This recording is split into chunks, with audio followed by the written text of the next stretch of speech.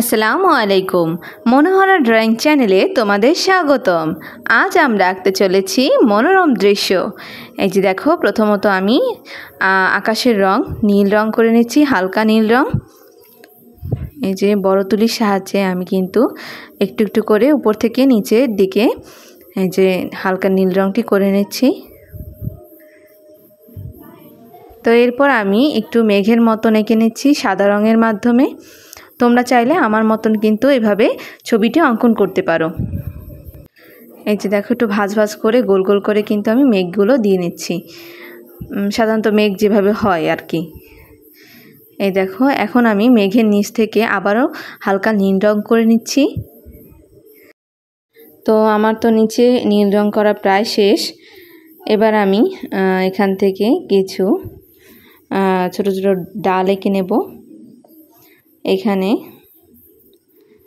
কিছু গোলাপ ফুল থাকবে।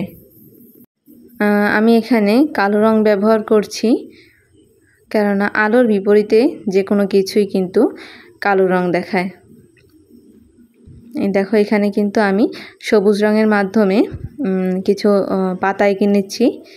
তো আমার পাতা আঁকা হয়ে গেছে। এখন কিন্তু আমি গোলাপ ফুলগুলো এঁকে নিচ্ছি লাল রঙের সাহায্যে।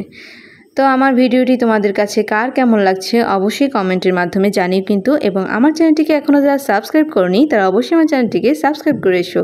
পাশে থাকা বেল আইকন বাটনটি অন করতে ভুলো না যেন, যাতে আমার ভিডিও আপলোড হওয়ার সাথে সাথে তোমরা তার নোটিফিকেশন পেয়ে যাও। এবং ভিডিওটি যদি তোমাদের কাছে ভালো লেগে থাকে অবশ্যই তোমার বন্ধুদের এটি শেয়ার করতেও ভুলো না। তো এখন আমি ফুলের উপরে থাকা কিছু মৌমাছি এঁকে নিচ্ছি। এই যে দেখো, হলুদ রঙের মাধ্যমে আমি ফোঁটা ফোঁটা দিয়ে নিচ্ছি। এর উপর থেকে আমি ডানাগুলো এঁকে নেব।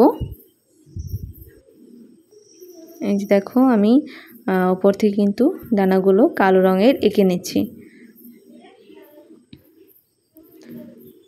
তো চিত্র অঙ্কনটি কিন্তু আমার প্রায় শেষের দিকে। তোমাদের কাছে কার কেমন লেগেছে অবশ্যই কমেন্টে কিন্তু জানিয়ে যেও। এখন আমি আকাশে থাকা কিছু পাখি এঁকে নেব। দূর থেকে উড়ে আসছে এমন কিছু পাখি এঁকে নিচ্ছি। এই যে পাখি আঁকা শেষ আমার। তো ভিডিওটি তোমাদের কাছে কার কেমন লেগেছে অবশ্যই জানিও। এই তো আমার ছবি অঙ্কনটি শেষ। আল্লাহ হাফেজ।